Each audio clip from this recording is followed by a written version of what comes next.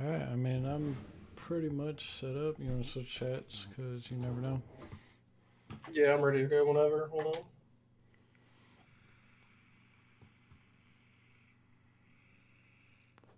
There we go.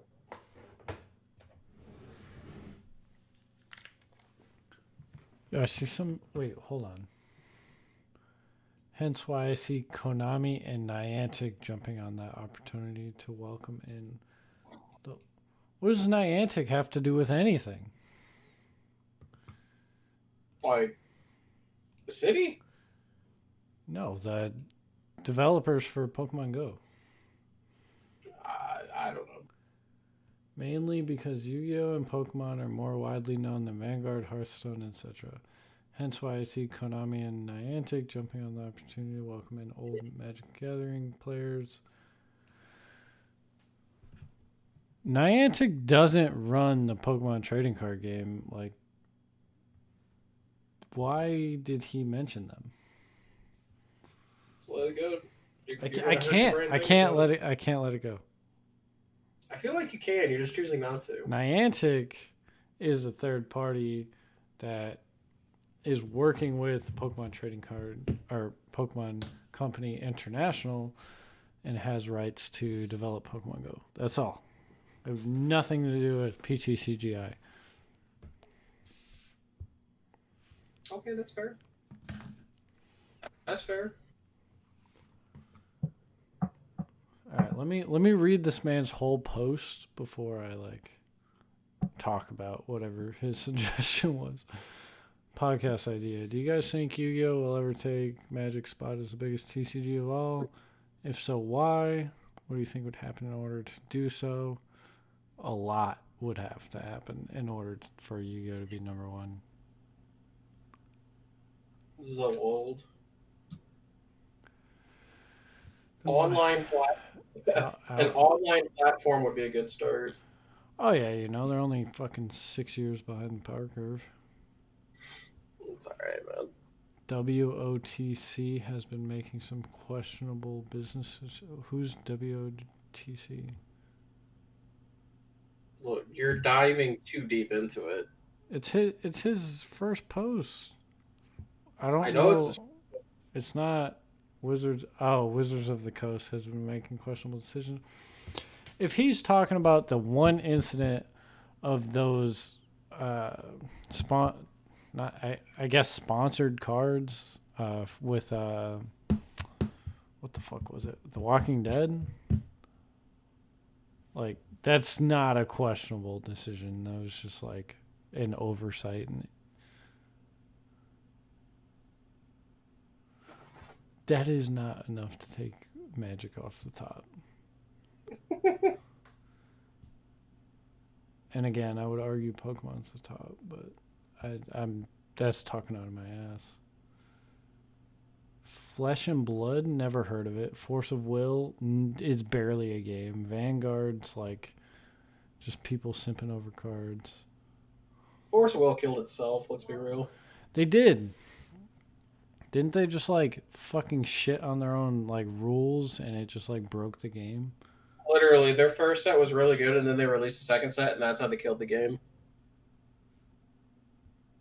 And then it just like it got progressively worse as like it just kept going, and then there was no saving it. Unfortunate, to be honest. Oh, it was really well constructed. It was like the best of both worlds. And then they're just like, "Hey, you want to see us fuck this up?" And we're like, "Yeah, sure, why not?" All right. Well, we got our topic, right? We do have our topic. Can't wait.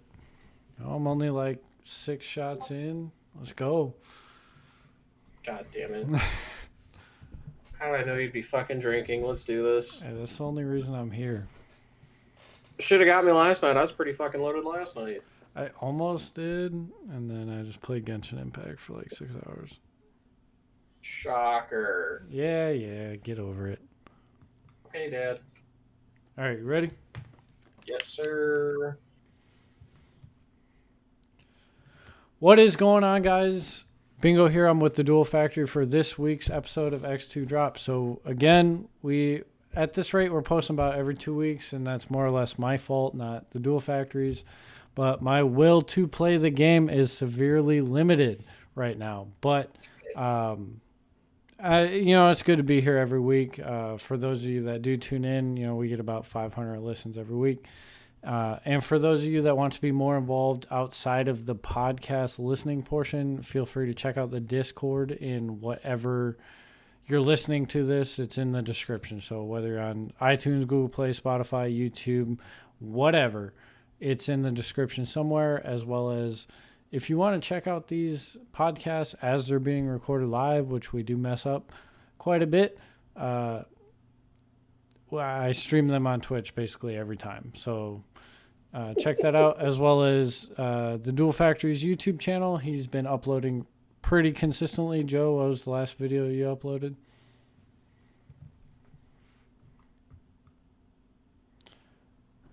Hello? I lost Joe. Everybody. We're going to redo that.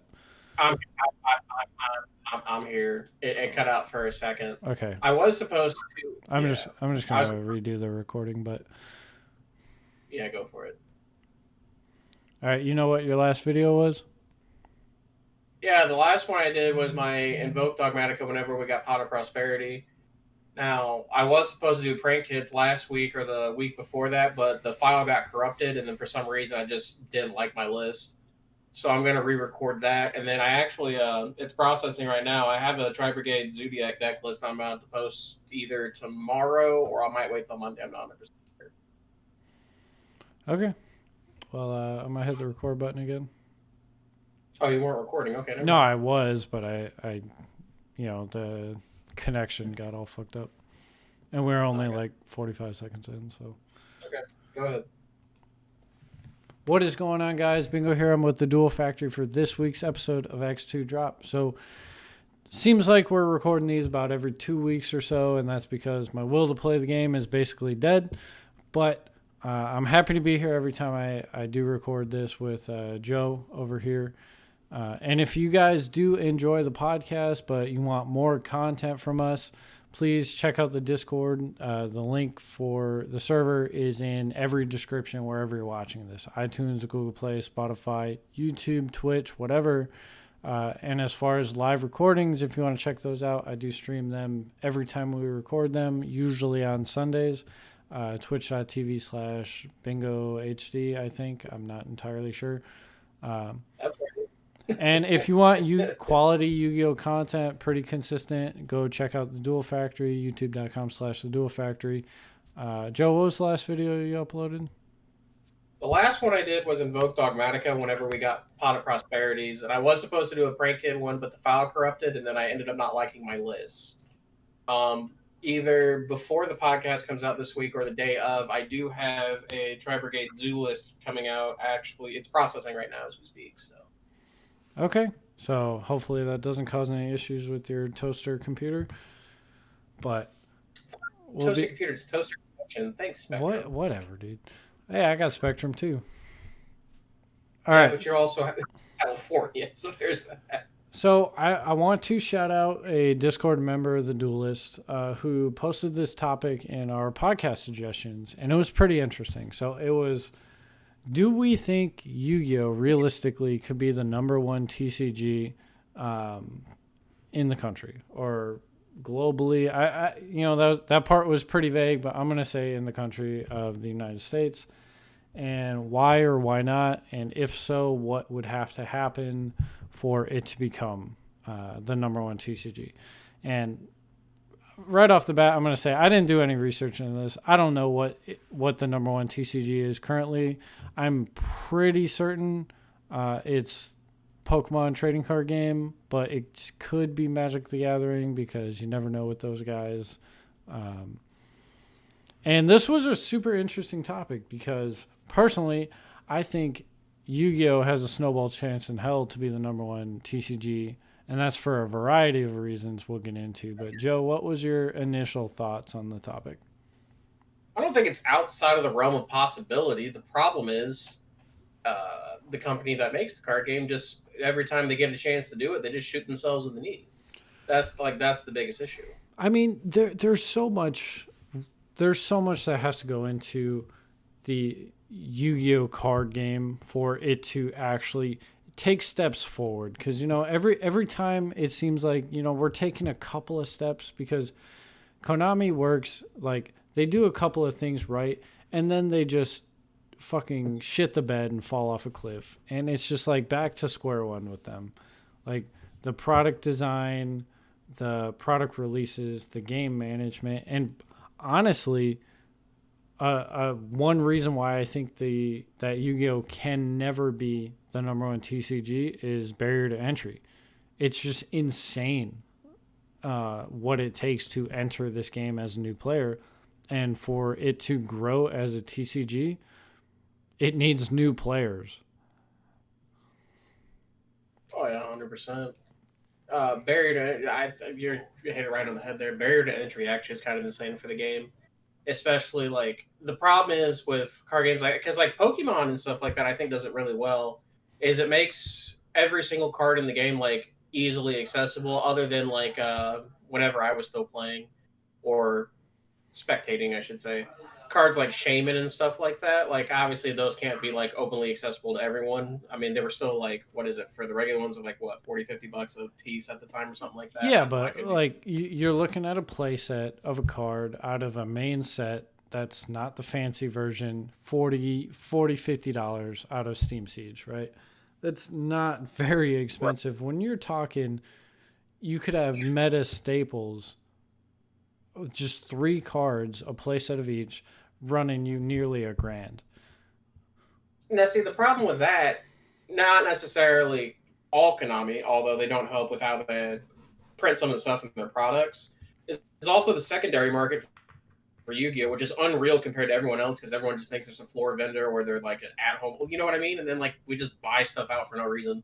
Yeah, and we've been there before, but that is abusable. One, because Konami changed their policy so that people can. Well, I guess we're not having physical events, but vendors used to not be able to sell over $100. Like that was a needed cap, as well as like the design of products. Like you look at Konami Japan, and they have a variety of rarities for specific cards in the set. So you can get a super Ash Blossom, but you could also get a secret rare Ash Blossom in the same set. Like you have the chase card and the pretty version, which would still on the secondary market sell for an excessive amount, but you still have that card be accessible to the general player base. Like that's like step one. That'd be asking too much for Konami, not EU, but NA, honestly. But like, it's crazy now that you think about it, because now if you compare it to us now, like Ash Blossom is probably the most notorious for this, right? So I think secret rares are going for like somewhere between 80 to 120, I think, right now for first head God mint. damn. They're up there. I know they're like expensive, but then you look at it was reprinted as a common in the Soul Burner structure deck for all you great Salomon Great enthusiasts out there. But the common is still running for $20. So to play, have access to a hand trap that is generally accessible and generally good across all formats, you're still looking to spend $60 there. I mean, it's just Yeah, it's a little.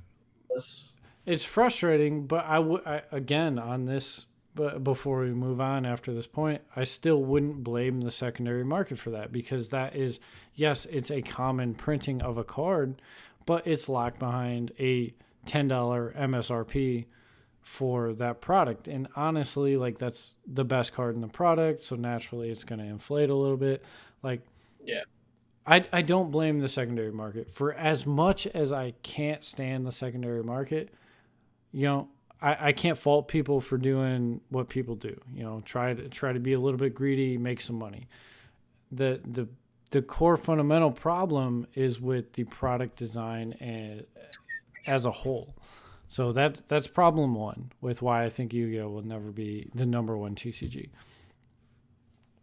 And when we look at barrier to entry, which was the main problem that I mentioned at the beginning, personally, you can disagree with me if you want, but I think the main problem with what is causing the barrier to entry is the lack of a rotation. So when you look at PTCGO or the Pokemon trading card game, as well as Magic the Gathering, rotation checks power creep. And Yu-Gi-Oh, which does not have a rotation, is constantly adding new cards to the card pool, new mechanics, new interactions, but doesn't rotate any of the others. So you have 20 years of shit to learn just to play the game at a competitive level. And honestly, your average player is going to feel overwhelmed, because I've been there, when they're trying to pick up the game. Like, yeah, they could pick up a structure deck with their buddy, play a little bit, and then they're like, oh, I really like this. How do I play? Let's go to a tournament. And then they just get fucking shit on, right? Like, and then it's like, I don't even know what happened. Who was doing stuff that I've never seen before? And that's okay, right? That, like, that unknown portion is fine. But there's so much to learn that as a new player who doesn't have all the time in the world, who doesn't have the hours and hours pretty much weekly to dedicate to learning this game, like, if you have a basic understanding of anything, you could play the Pokemon trading card game. Like, it doesn't matter. You can play one supporter per turn, you can manually attach one energy per turn, and you can't play a supporter going first. And if you know how to distribute prizes and play your basics, like, that's basically the entire game, right? It's not hard to start. Magic is a little more complicated and kind of veers on this complexity of Yu-Gi-Oh, just not with the niche like wording interactions on the card. It's just understanding the rules. So it could take a while. But I've been talking for like 2 minutes. What's up? What do you think? So I'm not against the idea of rotation in Yu-Gi-Oh, especially after seeing like past examples. Like, for example, our game's always introducing like new mechanics and stuff like that. And our Yu-Gi-Oh cards, for lack of a better phrase, aren't future-proofed very well. So we've seen like interactions, for example, like cards like Level Eater. That card got immediately banned once like Link Monsters came out and Link Revo came out, and then like so on and so forth. And like there's several cases of this in Yu-Gi-Oh where older cards just haven't aged well. And it's a lot to learn. Like you're like saying, the game's 20 plus years old at this point, and there's a huge card database to go around, and then there's several things that most people don't even know, rulings people don't even know, so on and so forth. That being said, because of how the game's designed, I don't know if a rotation would even fix the issue at that point, especially with like card design. Because at that point, like, we're still doing crazy. Like, even if you take away like, well, so let's say what is it, Magic and Pokemon? They have like Magic and Pokemon. They have like 3 or 4 sets playable during their rotations, right? Or does that sound right? Or I don't know how it works. I think it's 4 sets per year, and they have 8 sets legal at a time. So the rotation happens this September. The past 8 sets are legal minus the mini sets. There's like 1 a year, and then yeah, that's how it works. So say if we do something similar like that in Yu-Gi-Oh, where we still have that, I can still think of off the top of my head at least 3 or 4 combo decks that are still insane because of the card pool that we have access to. There's plenty of trap cards and plenty of trap decks that can be played that are insane. Like that's the problem. Like the card design in Yu-Gi-Oh is like, as compared to most card games, is super fast paced. So not only do I think if you were to put in something like that, like rotation, but you would also have to like dummy down the cards in the rotation at that point. But at that point, you also start losing like the allure of the game of Yu-Gi-Oh and stuff like that, because like it's known for like these high-powered stupid combos, and then all of a sudden when you slow it down like that, you might as well just play Magic Pokemon at that point, who have perfected it. Yeah, I mean, there's such a divisive player base when you look at Yu-Gi-Oh, right? You have the really casual players, the semi-competitive players, the combo players, the control players, and it's like, how would you even start to address adding a rotation? Because power creep is just an insanely high level in the game right now. You look at cards printed 3 years ago, and it just like barely stacks up to the stuff that we're getting right now. So if I wanted to implement a rotation, because Yu-Gi-Oh is an archetype driven card game, it basically like it adds this whole nother dimension. Like, do we fundamentally change how we print cards? Do we just go back to printing, good stuff and hope like people deck build around it? Or do we just add 2 archetypes per set, keep 4 sets in rotation at a time, 2 subsets, and then call it there? Like I think it's too far gone. Unless Konami like hard resets the game and upsets the entire player base that's playing, which will never happen. It's too far gone. It's not going to happen. So hear me out. You could do like the set rotations and put it into Yu-Gi-Oh, but you can kind of do what like Magic does and just have multiple formats you can play, right? Oh, God forbid the company be involved with the game. You could do the because right now all we have is advanced format and traditional format, and I have never seen a traditional format ever played at a Konami sanctioned event. So that format might as well just be like, let's just go ahead and throw that one away. Yeah, like what? And you okay, replace it. Continue with a rotation. Just replace it with a rotation format. See how it works, and you can test the waters on that one. And you can still keep advanced format, and then obviously like advanced format would be like for the premier events and stuff like that. But you could have a whole premier event based off that, because I know like what is it? Magic does like Commander, they do Vintage, they do Legacy. Like there's like 6 formats. I don't fucking know. Yeah, that's something you can implement into Yu-Gi-Oh, and honestly, it would probably help. I'm not gonna lie, but yeah, I think in order, because like Yu-Gi-Oh is growing.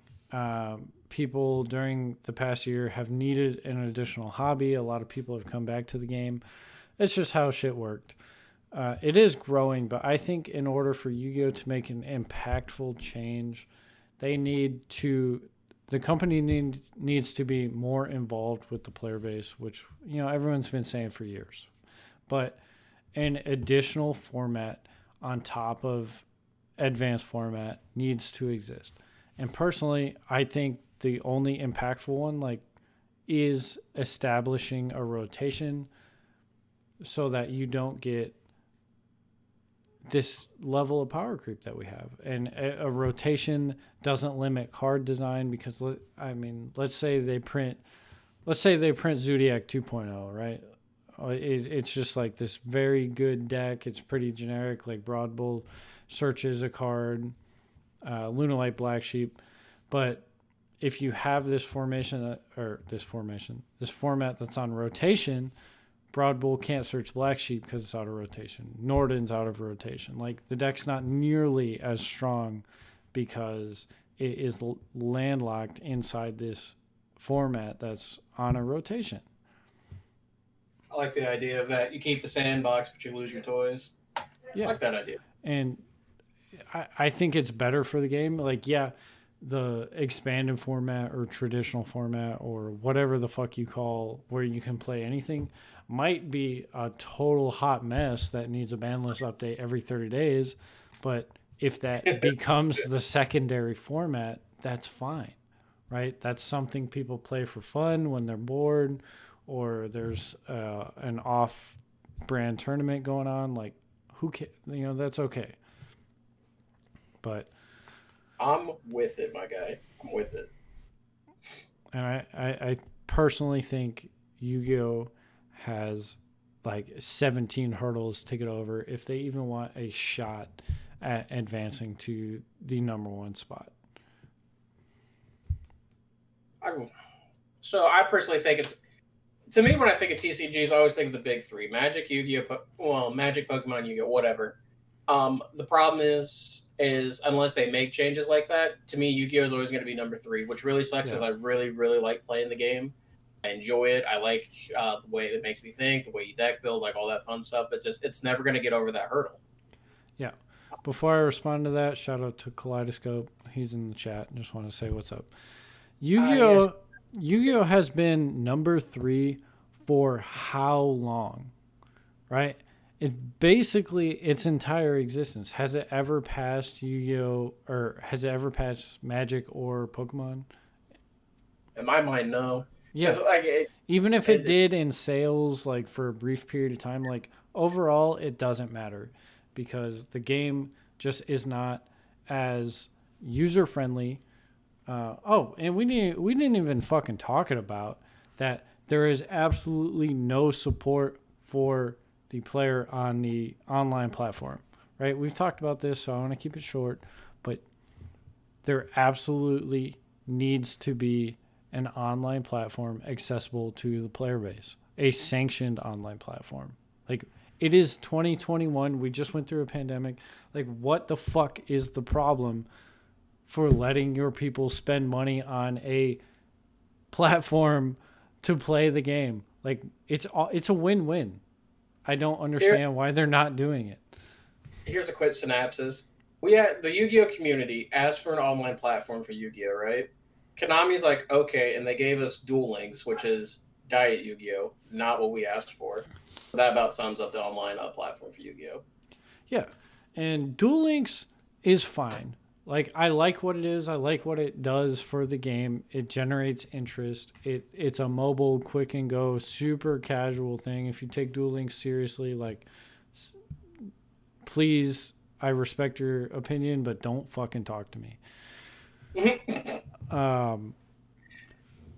It set a good foundation, but you need to take that and cater it towards the advanced format.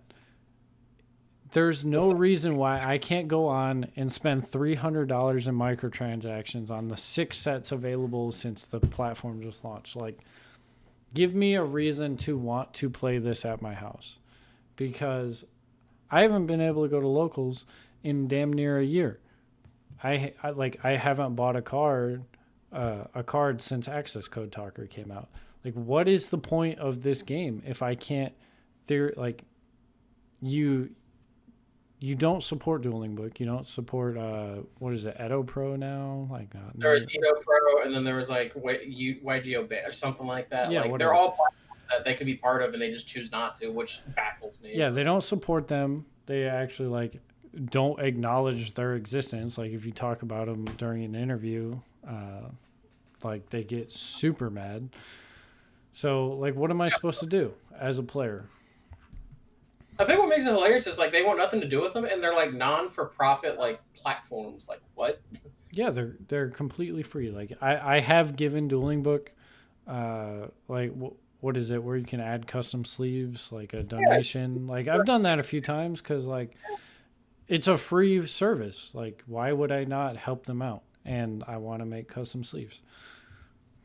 Yeah, seriously, but Konami's weird. It's like, it was like the old senior citizens that are stuck in their ways and they don't want to hear anything different. It's just weird, but yeah. So we've spent like 20 minutes talking about the things Konami could do to help boost them up. Let's change it up a little bit and let's see, what does Magic do and Pokemon do well that keeps players engaged and keeps building their player base? So one thing I know, I was talking to a buddy about it yesterday, and he was talking about Magic and stuff like that. And one of the things that he absolutely loves is whenever he makes like investments in cards, it's like a safe investment, right? Yes. So Magic has something that a lot of card game or a lot of TCGs don't have, and they have what's like a reserve list. And there's specific cards that are on that list that are they're guaranteed not to be reprinted for X amount of time, or they're just guaranteed not to get reprinted at all. And he absolutely loves it. Yes. Safe investment. Yeah, safe investment. I don't know if Pokemon has something similar to that, but I know they do not. But I mean, it's not like other TCGs. I know, like Pokemon, when you make an investment in something, even though they don't have a reserve list, usually it's a pretty safe bet because of their rotating formats and stuff like that. Their cards maintain value for a longer time. The way Pokemon is made is basically like reprints barely exist. Like, if you have a Charizard from the Sun and Moon era, like, that card will never be reprinted. We have 20 years of sets being printed basically to show Pokemon don't get carbon copy reprints. There might be a repeat attack on the next version of the card that comes out, but your investment is safe. Like Tapu Lele from Sun and Moon base set is not going to get printed again. Like that's not debatable. So item cards and supporters, like you have a small chance to be reprinted, but for the most part, your investment is extraordinarily safe with Pokemon. Oh, for sure. Was there anything else I want to say on that part? Because I have another good one too. No, go ahead. So another thing I think what makes these other two games like infinitely more successful than the actual Yu-Gi-Oh trading card game is the companies actively promote not online platforms, but online platforms to watch competitive play. So for example, like if you went on Twitch and looked up just Magic the Gathering, the card game, right? Because of arena, because of events and stuff like that, on average, you can find up to 50,000 people viewing the card game at a time, right? Same thing with Pokemon. Anytime they have big events, Yeah. or anything like that. Literally right before we recorded this podcast, I was watching the stream cap of the Players Cup 3 on the official Pokemon trading card game YouTube channel, and it's played on the PTCGO platform. Like, there you go. But then you come over to the Yu-Gi-Oh trading card game, and then North America has already come out and actively told everyone, and this was before COVID even happened, that they were restricting what they were going to actually start, one, broadcasting on Twitch, which is a huge like it's basically a free to use platform that basically gives you like free promoting, advertising, all that fun stuff, right? And they're only doing like maybe 1 or 2 YCSs a year. I remember one year they were broadcasting, it was 2016, they're broadcasting nationals, and there were still top 4 in finals, and they just quit streaming. And then like so on and so forth. And then like another big thing right now, like they did remote duels, but like North America specifically for the remote duel extravaganzas are not allowed to, they don't stream any of the matches. And Twitch streamers who actively want to promote the game, like PAX Official TCG or head-to-head battles, we can go as far as the Duelist Academy and Farfa, who would actively stream them if he was allowed to, are not permitted to stream their matches during these events, whereas in Europe they can, which makes absolutely no sense to me. And they're actually killing their game on these platforms, which really sucks, because I love going on Twitch and just watching like a content creator for Yu-Gi-Oh just like stream, like play games and stuff like that. But the actual company itself, who has a Twitch channel, just we're not going to use it. Like, what? Yeah, that's crazy. The way Konami handles any sort of online presence, like, I don't know what's wrong with them. I feel like they're trapped in like 2006, where the internet's just like this little baby thing that's like secondary to physical marketing, and like what is their online presence? It's non-existent. Like they have a couple of tweets every now and then, like maybe they'll stream an event like every 6 months. Like, why they're actively hurting themselves. Like whoever their marketing executive is needs to get the fuck out of there, because they're from like 20 years ago and they have no idea what they're doing anymore, and they're actively working against player growth. I just can't believe they won't broadcast major events. Like, that still baffles my mind. Yeah. Like, that's crazy. And like, honestly, like I know when they broadcast events, like sometimes the US will mute Twitch chat. Like, if I don't even care about that. Like, if that's what you want to do, go for it. I don't know the last time I read it. Just let me fucking watch the event, because 9 out of 10 times I'm going to be in a Discord call anyway, just talking about it. And I don't know the last time I was actually in a Twitch chat reading it. So whatever. If you want to stop toxicity and all that shit, mute Twitch chat. But take advantage of the tools your company has access to for free to promote your product, to further your brand, and help grow the player base because you were just literally shooting yourself in the foot over and over again. And it's making it really, really hard to stay with the game. It's unfortunate too, because like when they actually do broadcast, like they're actually really high quality broadcasts. Which, I mean, kudos to them. But like when we only get them once or twice a year, I mean, what's it really do for you? But anywho, Yeah. So I mean, I could sit here and complain all day about the way things are handled, or I would do X if I was in charge, but there is no right answer. You know, it is what it is, right? Just personally, to answer the question, do I think Konami or Yu-Gi-Oh could be the number one TCG? I maybe if a lot of things happen the right way, but realistically, I do not think Yu-Gi-Oh has a slight chance to be the number one.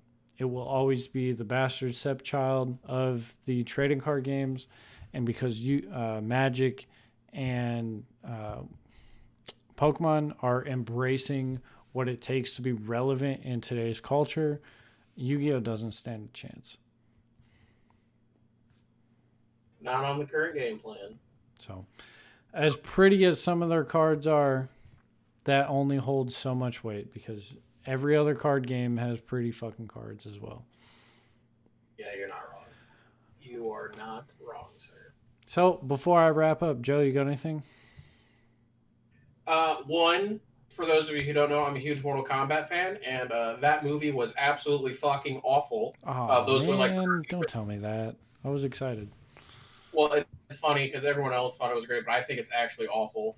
But those who would like to argue with me, please, I would love to argue with someone.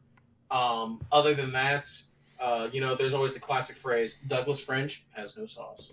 Piccolo, you have no sauce. Hey.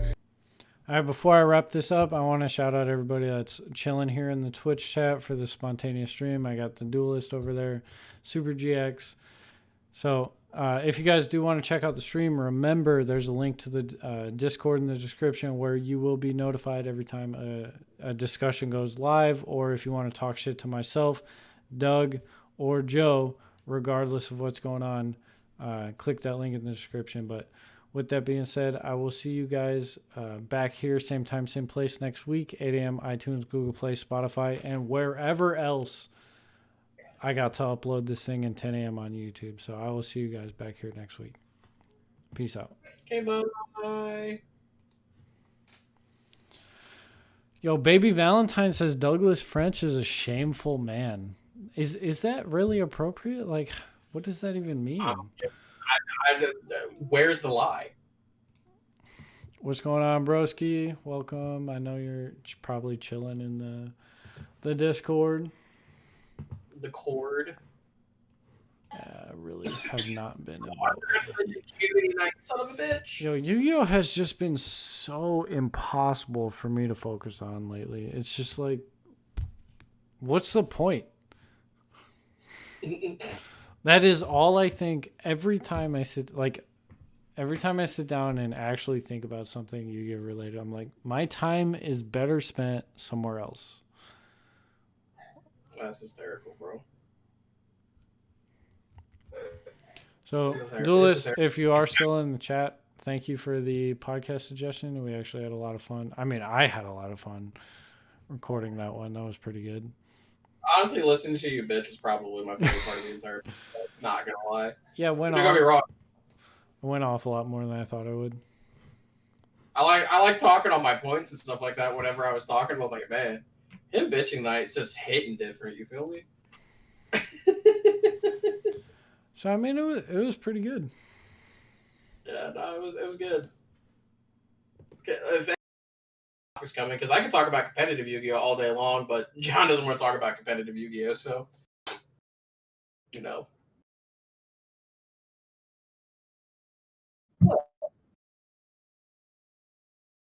Look, my guy, I am not disagreeing with you. You are 100% correct. I just like talking about theory. That's just what I like to do. Okay, competitive theory versus competitive is very, very different. So I can understand that. I could sit here and talk. Honestly, after playing the deck, was because I only did like a couple fishbowl hands and stuff like that, just to make sure like my remote duel setup was working out. But I could sit here and talk about Tri Brigade theory for like I don't know hours. Apparently, that's not my password. That's why I kind of want to do community night too, so that way, like, if people have like theory and stuff like that, what I really want to do is if it'll catch on, I would love to talk about like theory for like retro formats for like times in Yu-Gi-Oh where like this format wasn't really solved.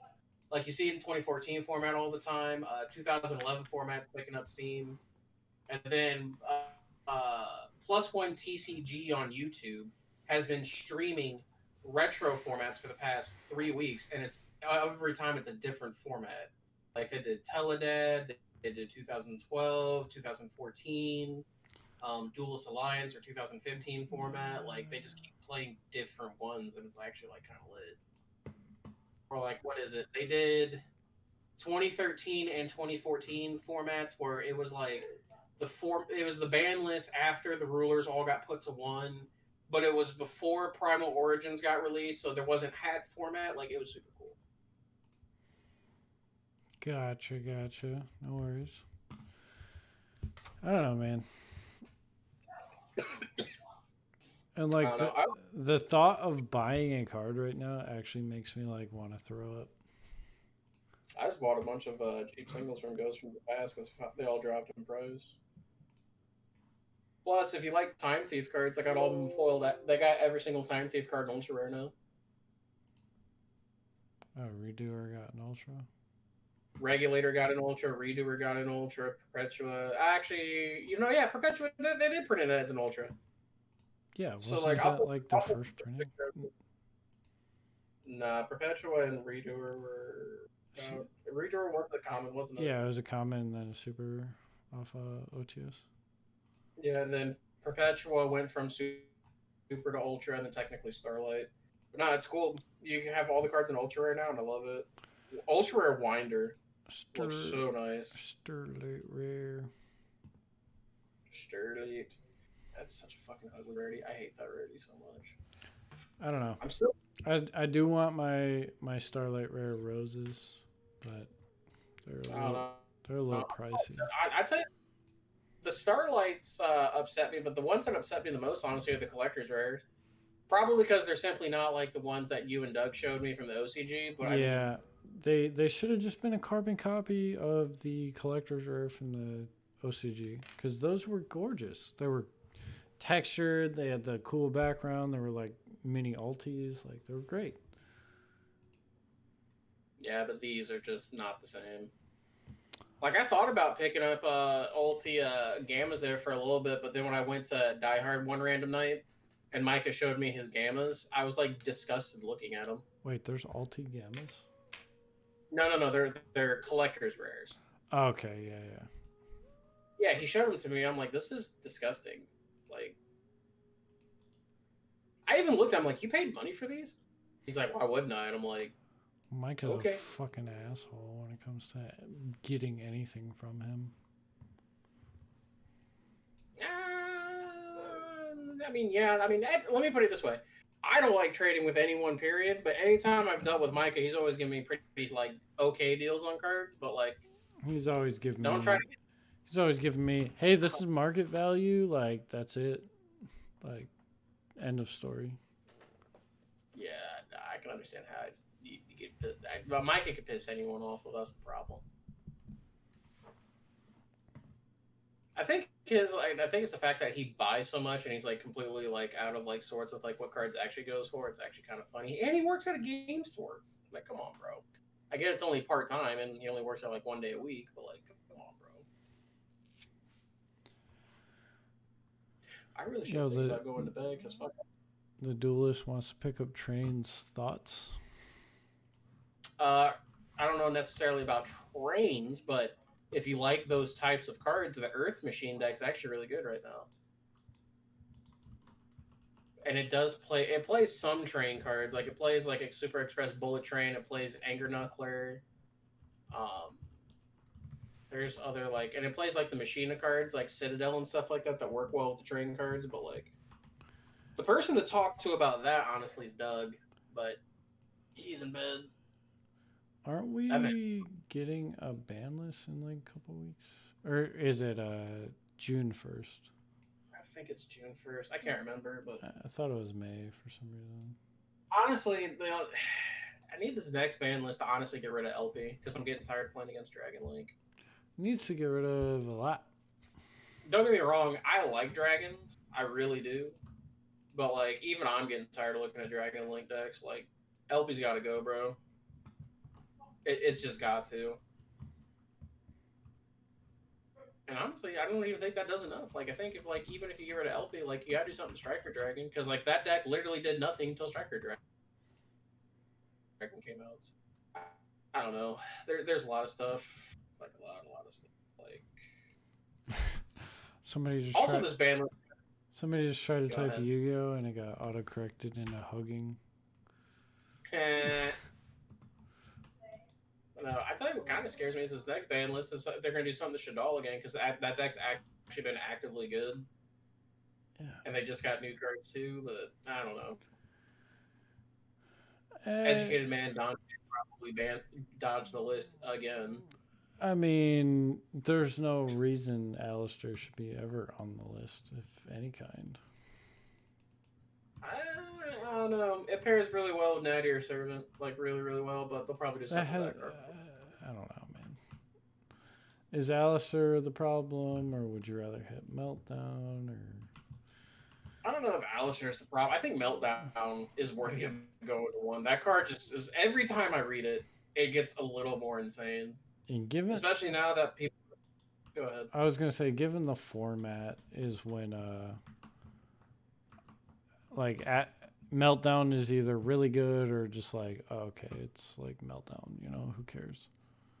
Meltdown with Shadal Fusion is actually just wild. Yeah. Especially like when you're like actively, because what is it? Nine times out of 10 when you're Shadal fusioning from the deck, you're gonna make Apcolone because it can send Squamata and Windy. So you have Squamata, Windy, and Construct all going at the same time, and your opponent cannot respond to it. Period. You have it backed with Shadal Schism.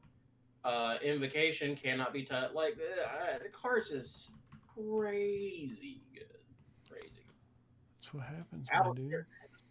Alistair himself, honestly, isn't that great, but I mean, No. he's educated man's Dante. Like, if someone's arguing Alistair needs to be hit in some way, like, there's a problem with the Yu-Gi-Oh! Trading card game. Because all Alistair does is enables an engine.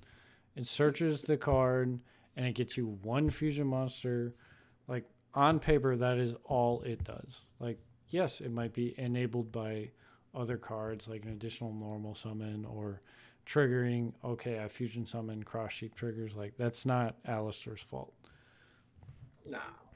If they're gonna do anything, they're gonna do it with the Meltdown. Yeah. And to be fair, they would be right to do so, because like Meltdown is like I said, is crazy.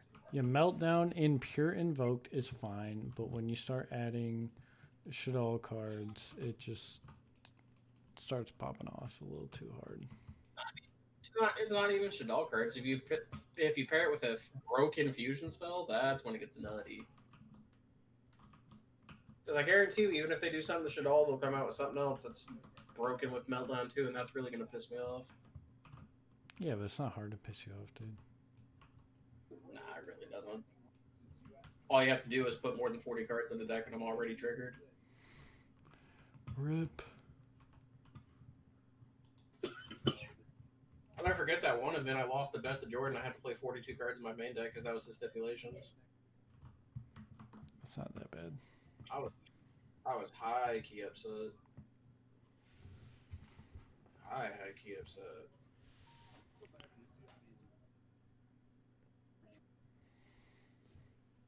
Well, you know what they say, the universe don't always be like it is, but sometimes it do. But I appreciate everyone hanging out after the podcast. I definitely think it is time to go and just chill. I'll probably watch Avengers Endgame for like the 19th time this month. Again. Hey, it's just nice to put on and then literally fall asleep 10 minutes later. Look, I need you to go do this. Go watch Mortal Kombat, get on the chat tomorrow, and then we can bitch about it together. I'll just say how good it was. Ah, yes. Classic argument. All right, later.